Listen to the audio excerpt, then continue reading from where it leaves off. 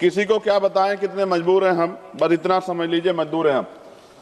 सभापति जी, मजदूर का पसीना सूखने से पहले उसको उसकी मजदूरी मिल जाए, ये बहुत महत्वपूर्ण है। मैं धन्यवाद दूंगा बाबा साहब अम्बेडकर को कि 15 अगस्त 1936 को उन्होंने labour party of Indian labour party बनाई और उस मजदूरों की लड़ाई की शुरुआत की।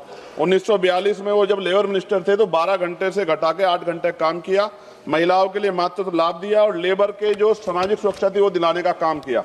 अब मैं बिल पे आता हूं। सभापति जी, कहा जा रहा है केवल एक तकनीकी संशोधन है, लेकिन जब बात श्रमिकों के अधिकारों, औद्योगिक संतुलन, करोड़ों परिवार के भविष्य की आएगी, तब कोई संशोधन केवल तकनीकी नहीं होता है, हर शब्द का असर होता है, हर प्रावधान का परिणाम होता है।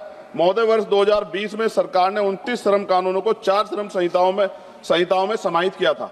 उस समय विपक्ष ने कहा था कि सुधार के नाम पर श्रमिकों की सुरक्षा कमजोर ना हो जाए। महोदय, ये विधेयक कहता है कि पुराने कानून, ट्रेड यूनियन अधिनियम 1926, औद्योगिक विवाद अधिनियम 1947, औद्योगिक रोजगार अधिनियम 1946 का निरसन वैधानिक रूप से हुआ है। लेकिन मैं सरकार से पूछना चाहता हूं, क्या पुराने कानूनों में मौजूद श्रमिक सुरक्षा प्रावधानों का मूल्यांकन किया गया है? क्या राज्य और श्रमिकों संगठनों से व्यापक परामर्श हुआ है? क्या स्थायी आदेश अधिनियम के तहत श्रमिकों को मिलने वाली सुरक्षा कमजोर की नहीं हुई है? क्या जिनके लिए कानून लाया, क्या उनसे आपने कोई चर्चा की है? क्यों ट्रेड यूनियन हड़ताल पे है? सभापति जी, औद्योगिक संबंध संहिता 2020 के तहत 300 तक कर्मचारी वाले प्रतिष्ठानों को छटनी और तालाबंदी के लिए पूर्व अनुमति की आवश्यकता से मुक्त कर दिया गया। पहले ये सीमा 100 थी। देश में 70% से अधिक औद्योगिक इकाइयां 300 से कम कर्मचारियों वाली हैं। इसका मतलब बहुत बड़ी संख्या में श्रमिक अब बिना सरकारी अनुमति के छटनी का सामना कर सकते हैं।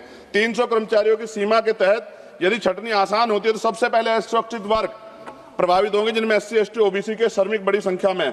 मेरे संसदीय क्षेत्र नगीना में विश्व प्रसिद्ध लकड़ी नक्काशी उद्योग के लिए जाना जाता है। वहां हजारों कारीगर छोटे उद्योगों में काम करते हैं। सभापति जी, श्रमिक व पारंपरिक हुनर से जुड़े इस परिवार इस कानून से प्रभावित होंगे। हमारे क्षेत्र की अधिकांश इकाइयां 50 से 250 इकाइयों कर्मचारियों के बीच हैं। यदि 300 की सीमा के तहत छटनी की अनुमति बिना पूर्व स्वीकृति के दी जाती है तो इन छोटे उद्योगों में कार्यरत श्रमिकों की नौकरी की सुरक्षा पर सीधा असर पड़ेगा।